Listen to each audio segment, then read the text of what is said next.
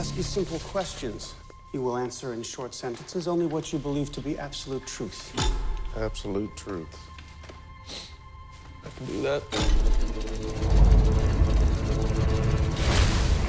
Now, brief as you can, what is your name? Stanton Carlisle. Are you a true medium? Yes, I am. Mr. Carlisle. Doctor, how about that? Please lay down. Can you read minds? Yes, I can.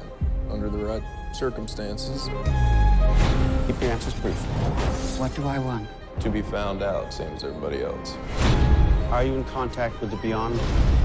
Well, we've had our share of snake charmers in the past.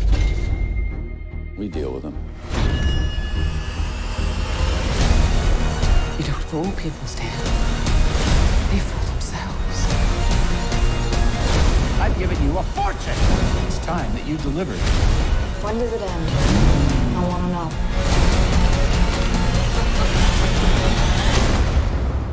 If you displease the right people, the world closes in on you very, very fast.